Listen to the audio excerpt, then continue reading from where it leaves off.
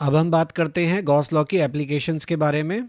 इसमें सबसे पहले हम देखेंगे electric field due to a charge conducting sphere, hollow conducting sphere और इंसुलेटिंग स्फीयर। कंडक्टिंग के केस में हॉलो और सॉलिड से कोई फर्क नहीं पड़ता क्योंकि चार्ज जो है वो केवल सरफेस पे रहेगा। इन केस ऑफ नॉन कंडक्टिंग केवल हम हॉलो का केस कंसिडर करेंगे। यहाँ गॉस लॉ के एप्लीकेशन के लिए हमने स्फीयर के चारों तरफ एक बड़ा स्फीयर बनाया है जिसका रेडियस स्मॉल r है और हमने वहाँ पर एक एरिया वेक्टर लिया है जो dA है और इलेक्ट्रिक फील्ड का डायरेक्शन हम देख सकते हैं एरिया वेक्टर के पैरेलल होगा, that is outwards, radially outwards. तो यहाँ हम बारी से तीनों पॉइंट्स को डिस्कस करेंगे। पहला पॉइंट हम ले रहे हैं केस 1 जिसमें कि बाहर की तरफ हमारा पॉइंट लाई कर रहा है, बाहर या सरफेस पर। इस केस के लिए इलेक्ट्रिक फील्ड का वैल्यू यहाँ पे KQ/r² आएगा और अगर in terms of surface charge density sigma हम बात करें तो सिग्मा r²/ε0 स्मॉल r²। ये केस हमने कैसे लिया है, गॉस लॉ की मदद से E.ds किया और उसको Q इनक्लोज्ड अपॉन ε0 के किया। तो आउटसाइड वाले पॉइंट के लिए चार्ज एनक्लोज या सरफेस वाले पॉइंट के लिए चार्ज एनक्लोज वही होगा जो चार्ज ऑन स्फीयर होगा।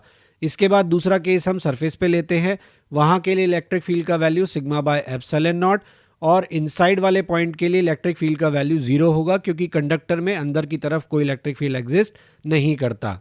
यहाँ इलेक्ट्रिक फील्ड वर्सेस पोजीशन का जब हम ग्राफ बनाते हैं तो इनसाइड वाले पॉइंट के लिए इलेक्ट्रिक फील्ड का वैल्यू 0 रहता है, तो ग्राफ में हमें इलेक्ट्रिक फील्ड की कोई वैल्यू नहीं दिखानी।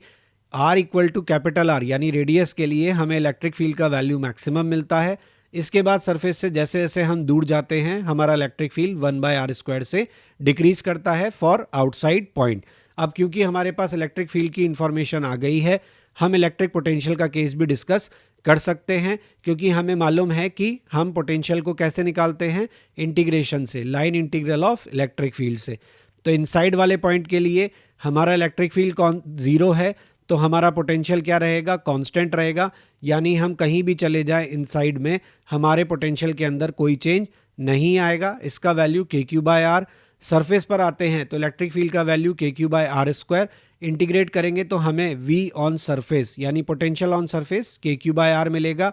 याद रखना बहुत आसान है, जैसे एक पॉइंट चार्ज का r डिस्टेंस पे पोटेंशियल लिखते हैं KQ/r, वैसे ही सरफेस पर भी हम यही लिखेंगे। आउटसाइड वाले किसी भी पॉइंट के लिए हमारा पोटेंशियल 1/r से चेंज होता है। याद रखिएगा इलेक्ट्रिक फील्ड 1/r² से, पोटेंशियल 1/r से। यहाँ पोटेंशियल और r का जब हम ग्राफ देखते हैं तो इनसाइड वाले पॉइंट के लिए पोटेंशियल का वैल्यू कांस्टेंट रहता है, सरफेस पर ये वैल्यू मैक्सिमम रहता है। तो कांस्टेंट के बाद ये डिक्रीज होना शुरू होता है 1/r से आउटसाइड वाले किसी भी पॉइंट के लिए। अब हम बात कर रहे हैं electric field due to solid insulating sphere यानी नॉन कंडक्टिंग स्फीयर के लिए। नॉन कंडक्टिंग स्फीयर के केस में चार्ज जो है वो वॉल्यूम के अंदर रह सकता है, इसलिए यहाँ सरफेस चार्ज डेंसिटी की जगह वॉल्यूमेट्रिक चार्ज डेंसिटी काम में लिया जाएगा। वंस अगेन दो गॉसियन सरफेस हम अज्यूम करेंगे। आउटसाइड वाले पॉइंट के लिए हम बड़ा स्फीयर कंसिडर करेंगे, इनसाइड वाले पॉइंट के लिए हम छोटा स्फीयर कंसिडर करेंगे और देखेंगे चार्ज एनक्लोज का वैल्यू क्या आता है। जैसा कि हम देख सकते हैं आउटसाइड वाले पॉइंट के लिए चार्ज एनक्लोज वही होगा जो स्फीयर के ऊपर चार्ज होगा, लेकिन इनसाइड वाले पॉइंट के केस में चार्ज एनक्लोज की वैल्यू कम हो जाएगी। अगर हम आउटसाइड वाले पॉइंट के लिए देखते हैं तो हमें रिजल्ट वही मिलता है जो कि हमें सॉलिड कंडक्टिंग स्फीयर के केस में मिला था। सरफेस के केस में भी हमें इलेक्ट्रिक फील्ड का वैल्यू वही मिलता है और मैक्सिमम मिलता है। इनसाइड वाले पॉइंट के फॉर्मूले में ही केवल चेंज है, यहाँ सिग्मा की जगह रो आएगा पहली बात, और फॉर्मूला होगा ρr/3ε0। In case of inside point electric field जो है वो r के प्रोपोर्शनल होता है, यानी कि इलेक्ट्रिक फील्ड सेंटर से लेके सरफेस तक बढ़ता है। सेंटर पे इलेक्ट्रिक फील्ड का वैल्यू 0 होता है, इसलिए जब हम इसका ग्राफ बनाते हैं तो R<R के लिए जब हम सेंटर पे होते हैं तो इलेक्ट्रिक फील्ड का value 0, proportional to R straight line graph होता है। सॉलिड के केस में यहाँ पे कुछ भी नहीं था क्योंकि 0 था। इसके बाद सरफेस पर मैक्सिमम वैल्यू मिलती है और उसके बाद 1/r² से ये डिक्रीज होना शुरू होता है। तो आपको याद रखने के लिए केवल ये देखना है कि R<R यानी इनसाइड वाले पॉइंट में ही चेंज है, बाकी सब कुछ सॉलिड कंडक्टिंग स्फीयर जैसा ही है। इलेक्ट्रिक फील्ड की वैल्यू को इंटीग्रेट करके हम इलेक्ट्रिक पोटेंशियल निकाल सकते हैं। आउटसाइड वाले पॉइंट के लिए हमारा पोटेंशियल आएगा KQ/R, सरफेस के लिए भी ये KQ/R होगा, यहाँ R का वैल्यू रेडियस के बराबर होगा। ये दोनों फॉर्मूले भी पहले जैसे ही हैं। इनसाइड वाले पॉइंट में चेंज आएगा, इसको ध्यान से याद कर लीजिएगा। इनसाइड वाले पॉइंट के लिए पोटेंशियल का फॉर्मूला ये है और सेंटर के लिए हम स्मॉल r की वैल्यू क्या रखते हैं 0, तो उस केस में हमारा formula 3/2 q upon 4 pi epsilon not r होता है। और जो सेंटर पर हमारा पोटेंशियल है वो सरफेस का 3/2 होता है। This is a important result to remember. इसके बाद हम ग्राफ देखते हैं पोटेंशियल का, तो हमने देखा कि हमारा इलेक्ट्रिक फील्ड जो था वो r के प्रोपोर्शनल था।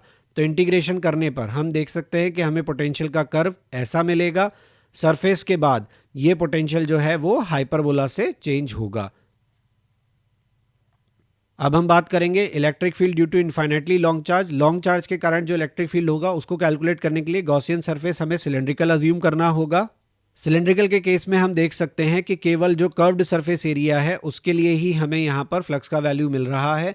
इसके अलावा जो हमारा क्रॉस सेक्शनल एरिया है वहाँ पे इलेक्ट्रिक फील्ड और एरिया एक दूसरे के परपेंडिकुलर हो जाते हैं। तो गॉसियन सरफेस में इलेक्ट्रिक फील्ड का कैलकुलेशन हमारा केवल कर्व्ड एरिया से ही होगा। यहाँ पे किसी भी पॉइंट P के लिए जो कि r डिस्टेंस पर है हम इलेक्ट्रिक फील्ड को k lambda by 2k lambda bye r लिखते हैं।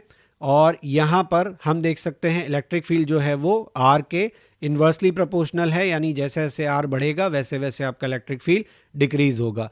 इस रिलेशन को इंटीग्रेट करने पर हमें पोटेंशियल के लिए रिलेशन मिलता है। So potential difference between two points due to a line charge हम इस तरीके से कैलकुलेट कर सकते हैं। अगर आपको फार्मूला देख के ऐसा लग रहा है कि ये फार्मूला कैलकुलेट करना मुश्किल है, डिराइव करना मुश्किल है, तो मैं आपकी एक सेकंड के लिए हेल्प कर देता हूँ। मैंने जैसा कि आपको बताया चेंज इन पोटेंशियल डिफरेंस, मतलब पोटेंशियल डिफरेंस के लिए या चेंज इन पोटेंशियल के लिए हम dv को इंटीग्रेट करेंगे, यानी E डॉट डी आर को हम इंटीग्रेट करेंगे।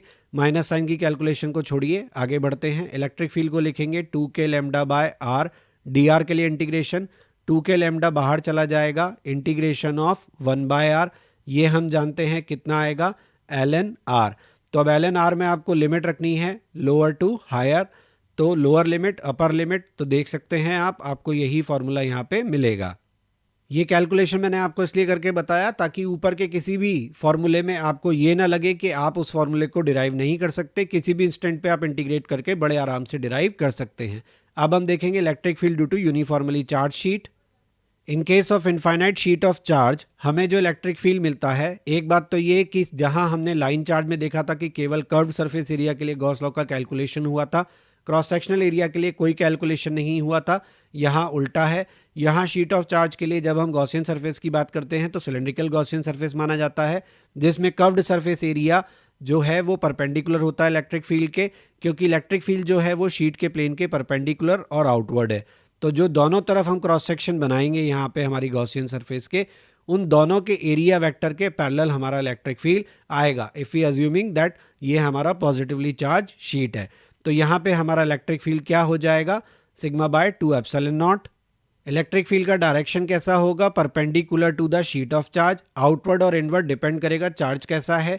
इंटेंसिटी के फॉर्मूला जो है उसमें डिस्टेंस का कोई रोल नहीं है, यानी डिस्टेंस के साथ इलेक्ट्रिक फील्ड में कोई वेरिएशन नहीं होगा, यानी इक्विड पोटेंशियल रीजन मिलता है हमें नियर द चार्ज शीट। यहाँ मैं आपको बता दूं लॉन्ग डिस्टेंसेस के लिए मेंशन नहीं होता है, केवल क्लोज डिस्टेंसेस के लिए माना जाता है कि डिस्टेंस के साथ शीट का जो इलेक्ट्रिक फील्ड है वो वेरी नहीं करेगा। पोटेंशियल डिफरेंस को कैलकुलेट करना बहुत आसान है, क्योंकि हमें मालूम है sigma by 2 epsilon not constant है, बाहर आ जाएगा। इंटीग्रेशन ऑफ डी आर होगा, लिमिट लगाएंगे लोअर टू हायर, तो R2 माइनस R1। तो कोई भी दो पॉइंट्स हम शीट के पास में ले लें, उनके डिस्टेंसेज R1 R2 ले लें, तो उन दोनों के बीच में potential difference simply sigma by 2 epsilon not R2 minus R1 लिखा जा सकता है, जहां R1 और R2 ए और बी के डिस्टेंस है शीट से। यहाँ पे शीट से रिलेटेड कुछ कॉमन क्वेश्चन है वो मैंने यहाँ लिए हैं, जैसे कि हमें एक शीट का डेंसिटी सिग्मा 1 दिया है, दूसरी का सिग्मा 2 दिया है, दोनों ही सेम नेचर की डेंसिटीज़ हैं। अगर हमसे यहाँ किसी पॉइंट पर टुवर्ड्स द लेफ्ट पूछा जाए कि इलेक्ट्रिक फील्ड इंटेंसिटी कितना होगा, तो sigma 1 plus sigma 2 by epsilon not. अगर हमें मिड पॉइंट पे पूछा जाए तो ये दोनों इलेक्ट्रिक फील्ड एक दूसरे के ऑपोजिट डायरेक्शन में होंगे। यहाँ पे sigma 1 minus sigma 2 by 2 epsilon naught, ये मानते हुए कि सिग्मा 1 सिग्मा 2 से बड़ा है। राइट साइड में भी यही होगा कि आपके इलेक्ट्रिक फील्ड जो हैं वो ऐड हो जाएंगे। दूसरा केस लेते हैं कि अगर हमारे सिग्मा 1 और सिग्मा 2 बराबर हों, यानी दोनों जो शीट्स हैं उन पर चार्ज डेंसिटी सेम है, तो क्या होगा, यहाँ बीच का जो पोर्शन है इस पे आपको इलेक्ट्रिक फील्ड 0 मिलेगा, क्योंकि दोनों के इलेक्ट्रिक फील्ड एक दूसरे को कैंसिल आउट कर देंगे। And left and right hand side पे आपको इलेक्ट्रिक फील्ड मिलेगा सिग्मा बाय एप्सिलॉन नॉट। अगर इसका उल्टा होता है कि हमारी शीट तो सेम अमाउंट से डेंसिटी जो है वो सेम है लेकिन ऑपोजिट नेचर की है, तो क्या होगा, लेफ्ट एंड राइट पे हमारे इलेक्ट्रिक फील्ड एक दूसरे को कैंसिल आउट कर देंगे लेकिन मिड पॉइंट पे इनके इलेक्ट्रिक फील्ड आपस में ऐड हो जाएंगे। इसके अलावा अगर हमें एक थिक मेटालिक शीट दी है और इसके अंदर हम देखें तो इनसाइड वाले किसी भी पॉइंट पर मैग्नेट इलेक्ट्रिक फील्ड की वैल्यू क्या होगी, ज़ीरो होगी, क्योंकि जैसा मैंने आपको बताया कंडक्टर के अंदर इलेक्ट्रिक फील्ड का वैल्यू ज़ीरो होता है क्योंकि सारा चार्ज सरफेस पर रिसाइड करता है। Please like share and subscribe my channel, press bell icon for important notifications and update, ताकि टाइमली आपको सभी इंपॉर्टेंट अपलोड्स मिलते रहें। आप हमारा ब्लॉग भी विजिट कर सकते हैं, दैट इज़ क्वेश्चन नहीं बनता blogspot.com, जहाँ पे आपको सभी लेक्चर्स के रिटन फॉर्मेट में जो नोट्स हैं वो अवेलेबल हैं और क्वेश्चंस के सोल्यूशन अवेलेबल हैं। आपको कोई सजेशन है तो आप मुझे मेल कर सकते हैं, मेरा मेल आईडी यहाँ दिया हुआ है। फेसबुक पेज और इंस्टा पे आप टिप्स ऑफ द डे के लिए ज्वाइन कर सकते हैं।